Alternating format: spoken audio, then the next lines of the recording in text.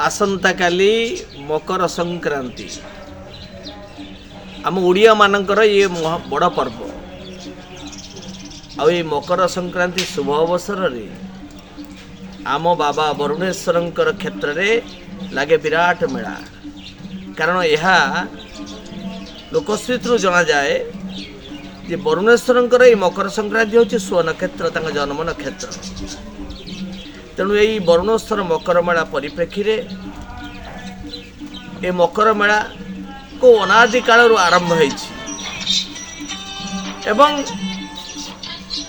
ये अंचलवासी एक पल्ली पर्व हो जाइछि।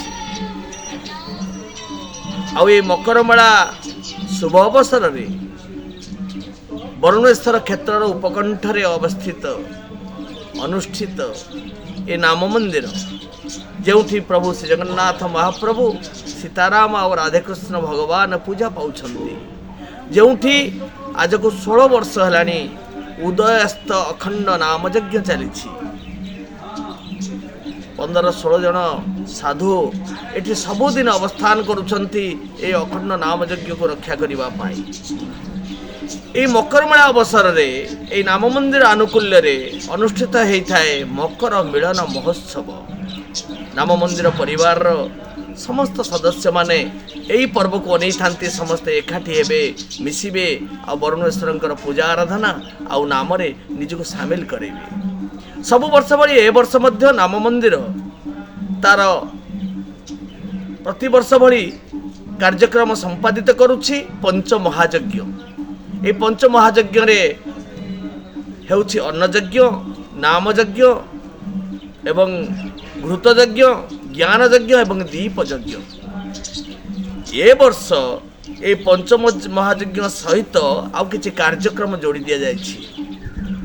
से कार्यक्रम 16 तारिख रु 21 तारिख पर्यंत होछि 5 दिन 6 दिन धरी एवं मकर मेलार आउ पंच महायज्ञ होछि 14 तारिख रु 22 तारिख पर्यंत 9 दिन धरी। ए 5 दिन रे 16 तारिख दिन होछि एई आखपाखर सेवानिवृत्त सैनिक मानकु संवर्धित करिवार योजना। यह केवल एइथिपाई करा जाउछि जे एक प्रकार सैनिक और सन्यासी मानकर गोटे समागम से दिन हम जो अनेक कृषक माने चाषी माने सम्मिलित हेबे कारण जय जवान जय किसान कार्यक्रम आड़े आम समस्त की संवर्धित करने को जाऊँ। छोट छोट कुनि कुनि पिला मानकर प्रतिभा पूजा प्रतिभा को देखा कार्यक्रम 18 तारिख दिन रविवार 1008 पिला स्कूल पिला माने एका संगे हनुमान चालीसा पाठ करिवार योजना अछि समस्त के संवर्धित करा जिवो। आ 19 तारिख दिन सारा ओडिशार आगधाड़ी थिबा गोभक्त मानक सम्मानित करा जिवो। 20 तारिख दिन सही भली कुनि कुनि पिला मानकर प्रोग्राम आ 21 तारिख दिन कविता व्यंग कविता आसर ओडिशार प्रतिष्ठित कवि मानकर एठी समावेश हबो। एमती भाव एथर नाम मंदिर तार कार्यक्रम करिवो। आपण चैनल माध्यम मु समस्त जनसाधारण को निवेदन करी यही कार्यक्रम समस्त सामिल होगा चेष्टा करेंगे। विशेष करी प्रतिदिन 14 तारिख रु 22 तारिख होता आनंद बजार और कबेल्ले हाटरे सम्मिलित हेबे टिके प्रसाद पाई आमको आपण को सेवा करिवार सौभाग्य प्राप्त कराइबे। एति कही मोर वाणी को दउछि विराम। जय श्री राम।